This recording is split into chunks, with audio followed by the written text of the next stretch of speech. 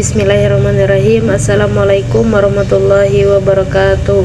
Perkenalkan, nama saya Zizatul Jannah dengan NIM 23531171 dari Prodi Pendidikan Agama Islam. Di sini saya akan menjelaskan tentang tujuan, pengertian, dan ruang lingkup dari materi madrasah akidah akhlak di madrasah. Adapun pengertian pembelajaran akidah akhlak adalah pelajaran yang membahas tentang keyakinan dalam Islam seperti iman kepada Allah, iman kepada malaikat, iman kepada kitab, rasul, hari akhir, dan takdir. Adapun tujuannya adalah yang pertama adalah untuk menumbuhkan keyakinan yang kuat kepada Allah Subhanahu wa taala, kemudian membentuk sikap beriman dan bertakwa, membentengi siswa dari paham yang menyimpang, membiasakan siswa hidup sesuai ajaran Islam. Ruang lingkup dari materi ini adalah yang pertama itu iman kepada Allah Subhanahu wa taala, iman kepada malaikat, iman kepada kitab-kitab Allah, iman kepada rasul, dan iman kepada hari akhir, serta beriman kepada qada dan qadar.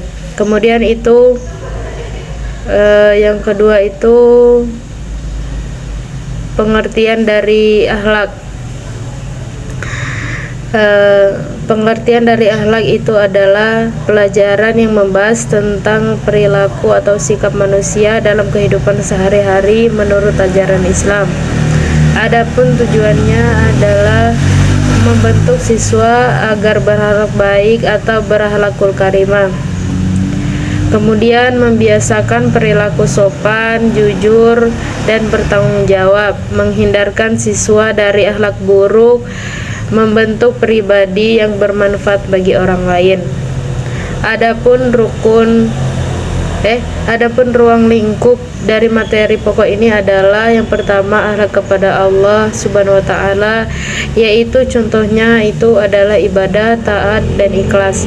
Kemudian akhlak kepada sesama manusia, jujur, sopan, tolong menolong. Akhlak kepada diri sendiri contohnya itu disiplin dan menjaga kebersihan. Kemudian akhlak kepada lingkungan itu menjaga kebersihan alam. Kemudian yang ketiga itu adalah soal evaluasi materi wudhu. Itu ada tiga, ada kognitif, afektif, dan psikomotorik.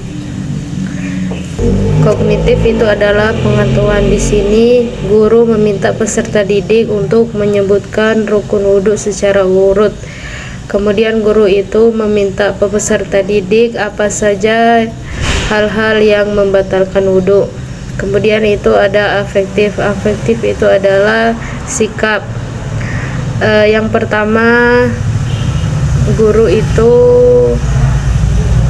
memberikan soal kepada peserta didik. Contoh soalnya itu yang pertama, bagaimana sikap dirimu jika melihat temanmu tidak berwudu sebelum sholat? Kemudian, apakah kamu merasa penting menjaga wudu? Jelaskan alasannya. Kemudian yang terakhir itu ada psikomotorik.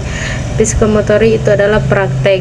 Di sini guru itu meminta peserta didik untuk memperagakan tata cara berwudu yang benar di depan kelas. Kemudian praktekkan wudu itu sesuai dengan urutan yang benar, mulai dari niat sampai dengan tertib. Kemudian yang keempat itu ada fungsi guru sebagai administrator pembelajaran. Guru itu tidak hanya mengajar tetapi juga mengatur proses pembelajaran.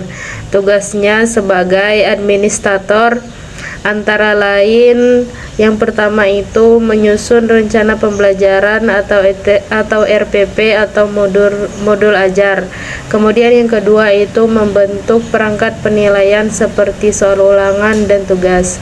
Kemudian mencatat hasil belajar siswa atau seperti contohnya itu nilai kehadiran dan perkembangan. Kemudian yang ketiga, mengelola administrasi kelas seperti daftarnya hadir dan jurnal mengajar. Kemudian menyusun laporan hasil belajar siswa kepada sekolah dan orang tua.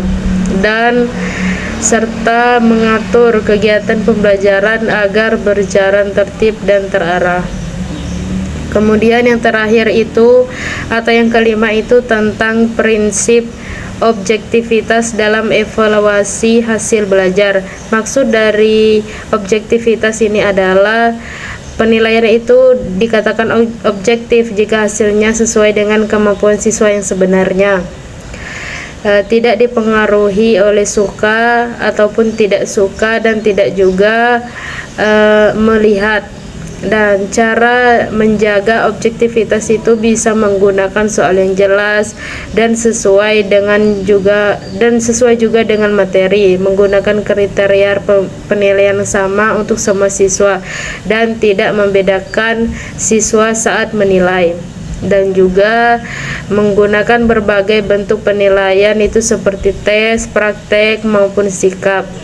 Kemudian menilai siswa itu berdasarkan bukti hasil kerja siswa, bukan perasaan guru saja. Kemudian yang terakhir itu membuat pedoman penilaian rubrik agar lebih adil. Itulah tadi materi yang dapat saya sampaikan. Saya akhiri. Wassalamualaikum warahmatullahi wabarakatuh.